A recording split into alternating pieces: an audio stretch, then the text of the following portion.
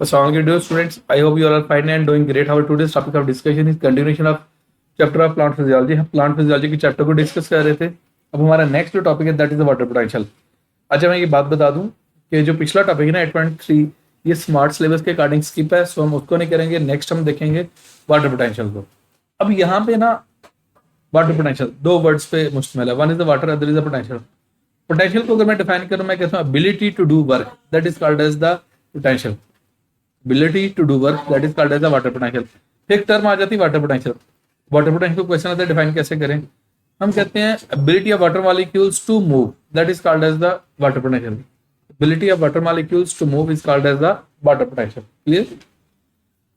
अब इसको देखते हैं क्या है, कैसे है, किस तरह. Water molecules possess kinetic energy. अब आपको पता है दो टाइप की एनर्जी, एक होती है काइनेटिक एनर्जी, एक होती है पोटेंशियल एनर्जी. अब दोनों में डिफरेंस है. Potential energy, energy possessed by a body due to its position, that is called as the potential energy, and the kinetic energy, the energy which causes the motion in any body, that is called as a kinetic energy. Clear. तो water molecules के अंदर भी ability होती है या उनकी kinetic energy होती है. जब काइनेटिक एनर्जी है then they can move, which means in liquid or gaseous form they move about rapidly and random from one place to another. वो एक प्लेस से दूसरी जगह क्या कर सकते हैं, मूव कर सकते हैं. तो greater energy of water molecules in a system is the total kinetic energy of molecule. एक बात याद रखिएगा, जितने वाटर मॉलिक्यूल ज्यादा होंगे उतनी उनकी क्या उसे कहते हैं काइनेटिक एनर्जी ज्यादा होगी, तो ज्यादा इजीली मूव करेंगे. Clear. Okay, this is called water potential symbolized by Greek letter psi. अभी क्या उसे कहते हैं, इसको सिंबलाइज साई से किया जाता है, ये सिंबल है इसका. क्लियर. ओके.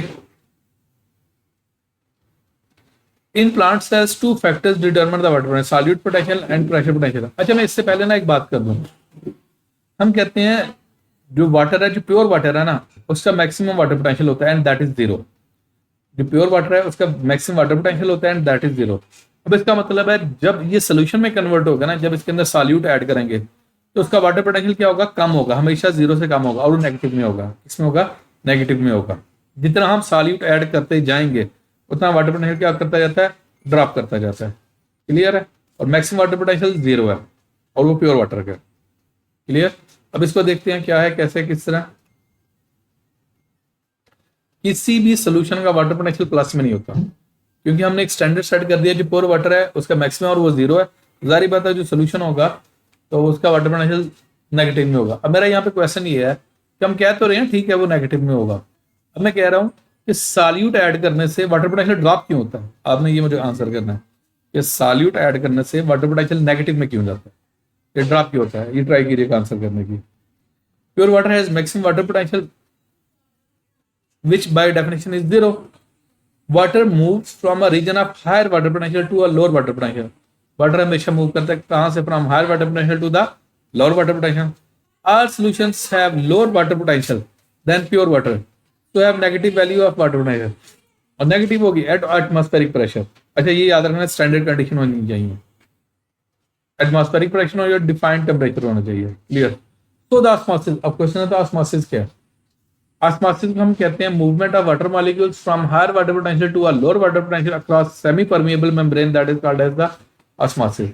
अच्छा, स्टूडेंट्स अक्सर ना कंफ्यूज कर देते हैं कि इसको डिफ्यूजन को और ऑस्मोसिस को, दोनों में फर्क है. डिफ्यूजन है movement of any molecule from higher concentration to the lower concentration, that is a diffusion. लेकिन जब आप ऑस्मोसिस की बात करोगे, movement of water molecules from higher water potential to a lower water potential across semi permeable membrane, that will be called as the osmosis. Clear. तो यहाँ पे semi permeable membrane कौन सी आएगी, सेल मेम्ब्रेन आ जाएगी. Okay. तो the osmosis can be defined as the movement of water molecules from a region of higher water potential to a region of lower water potential through a partially permeable membrane. Okay. अब इन चीजों में देखते हैं. Solute potential, अब ये क्या चीज है, इसे साइएस हम कहते हैं. The solute potential or osmotic potential is the measure of change in water potential of a system due to presence of solute molecule. मैं सिंपल एक बात करता हूँ. आपके पास प्योर वाटर का एक जार है, बीकर है, कुछ भी है. अब उसके अंदर क्या उसे कहते हैं 5 ग्राम सोडियम क्लोराइड, या आप डाल देते हो शुगर, डाल देते हो ग्लूकोज, डाल देते हो. अब इसकी वजह से जो उसके अंदर चेंज आई है ना, that is the solute potential. दोबारा बोलता हूँ, the solute potential osmotic potential is the measure of change in water potential. Water potential के अंदर जो चेंज आई, किसकी वजह से चेंज आई, due to the presence of solute. अब जारी बात है, आप उसके अंदर जो सोडियम क्लोराइड डाल रहे हो या आप ग्लूकोज डाल रहे हो, उसकी वजह से उसके अंदर चेंज आई। जो चेंज आई ना, वो उसका क्या है, सॉल्यूट पोटेंशियल है। Clear? Solute potential is always the negative value. ये मैं बात पहले आपको कर चुका हूँ, फिर मैं आपको खुद ही जस्टिफाई कर देता हूँ कि वाटर मॉलिक्यूल्स के क्या हो सकते हैं, क्यों नेगेटिव में आता है। देखें, वाटर मॉलिक्यूल है, मैं आपको शो करता हूँ।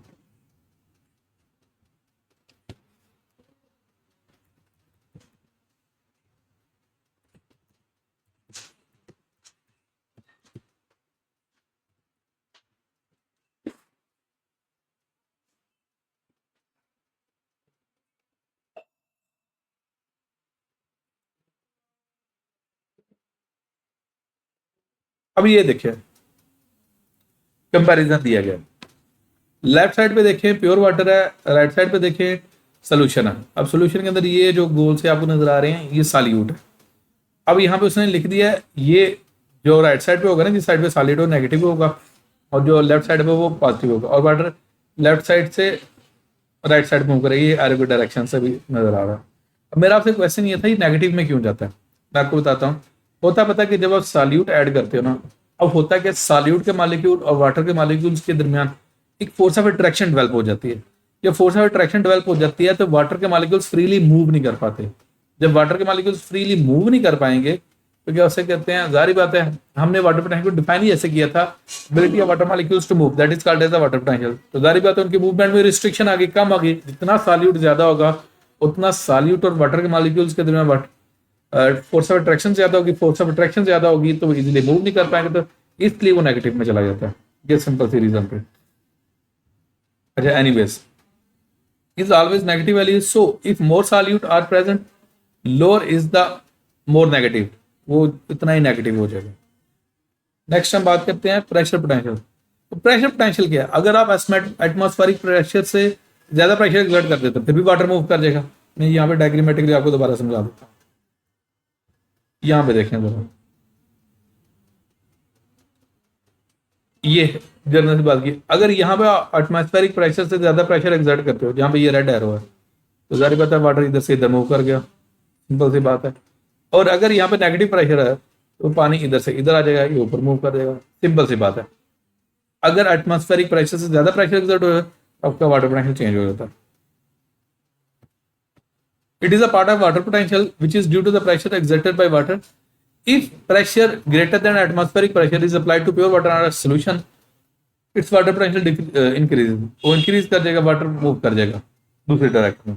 When the water enters the plant cell by osmosis, pressure may be built up inside the cell, making the cell turgid. Cell क्या हो जाएगा, turgid हो जाएगा, increasing the pressure potential. Okay, next, the total water potential is sum, ये general equation है, water potential is equal to solid potential plus pressure potential.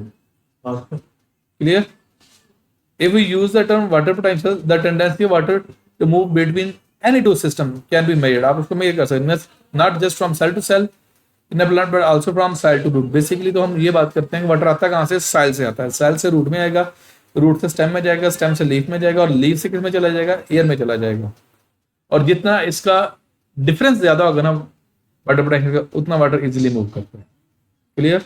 अच्छा, ये जो हम ट्रांसपायरेशन कहते हैं ना, ये भी हेल्प आउट करती है वाटर की मूवमेंट के लिए।